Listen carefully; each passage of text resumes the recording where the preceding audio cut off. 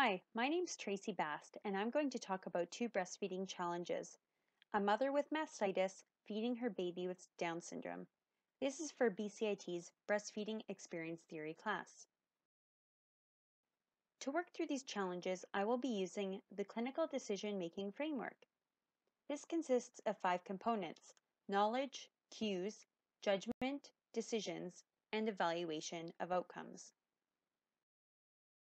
Is an infection in the breast involving breast tissue, the milk ducts, or both. The highest incidence occurs around 6 to 7 weeks. However, it can occur at any time while breastfeeding.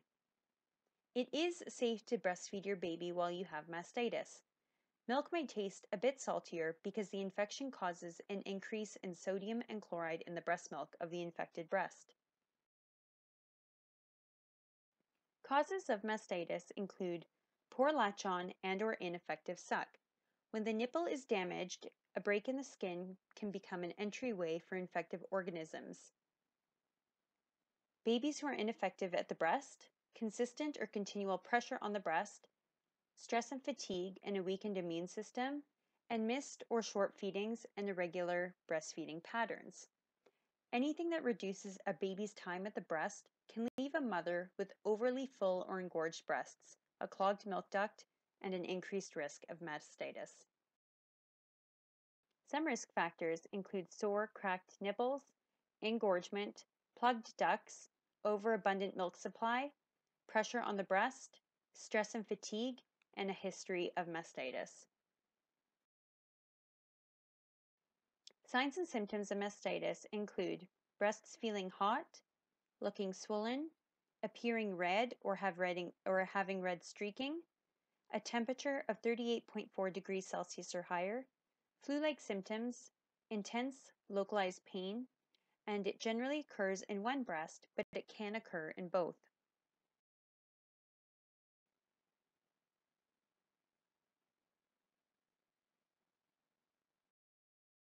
Syndrome is a genetic birth defect caused by the presence of an extra 21st chromosome. It is also known as trisomy 21. It is associated with varying degrees of physical and developmental delays. However, love, care, and support will help these babies to grow and lead a fulfilling life. As nurses, we must be cognizant that a mother of a newborn with Down syndrome might feel overwhelmed and upset, which may make it difficult for her to remember information. So when we are providing education to these moms, we must be patient and offer our support. These are some of the characteristics of Down syndrome.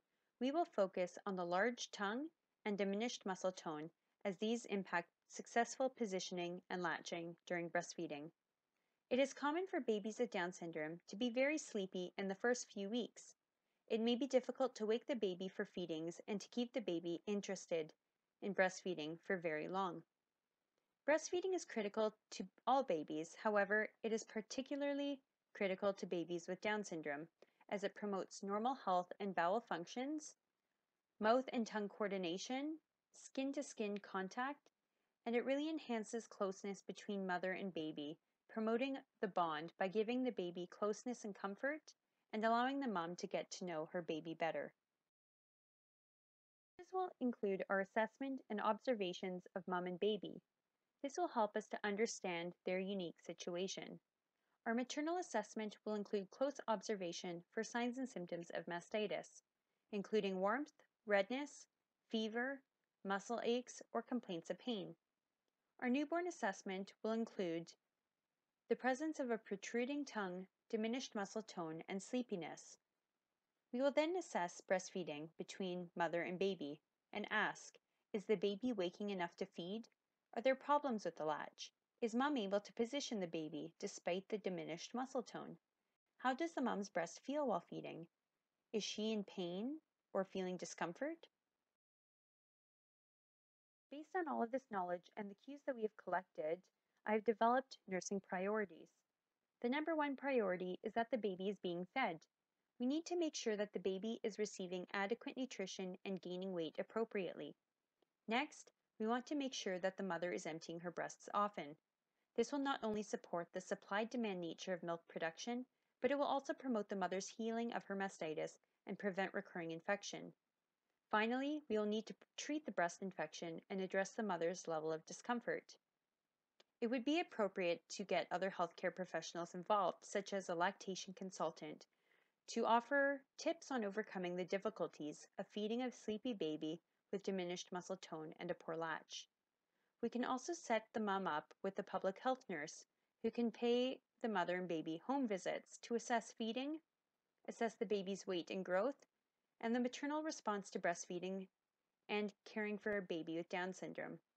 The mother should also seek treatment of her mastitis by consulting her doctor or midwife, who may choose to prescribe antibiotics for the infection. The decisions component of the framework includes decisions surrounding treatment and nursing support. Because babies with Down syndrome have difficulties with latch and positioning, we can ensure the baby is getting fed by addressing these specific challenges. The mom should try to interest her baby in frequent, short feedings throughout the day. Try to fully awaken the baby before offering the breast and stimulate the baby during feeds. To address positioning challenges, make sure the baby is well positioned. Put 2 pillows under the baby to make it easier to nurse. His body should be in a horizontal position, which will encourage better sucking with less effort.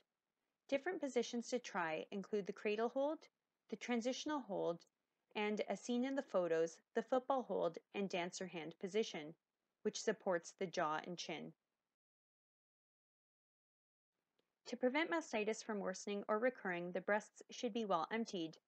Ensuring so will address mastitis and support supply and demand. With this being said, if the breasts are not completely emptied after each feed, the mother should either hand express the milk, pump, or do a combination of the two. If hand expressing, she should continue to do so until milk stops flowing and the breasts are soft.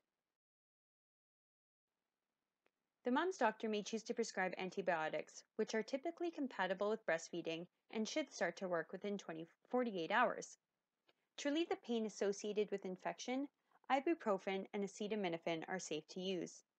Other non-pharmacological methods of pain relief include the application of moist heat to the affected area before feeding and applying cool compresses after feedings.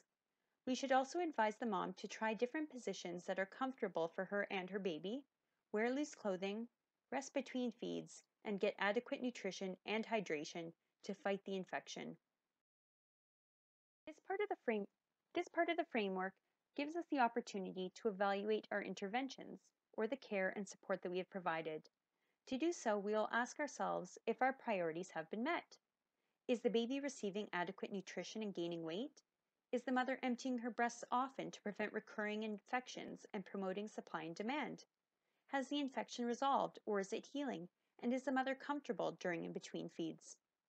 Based on these questions and the answers that follow, we can assess whether or not further interventions are needed.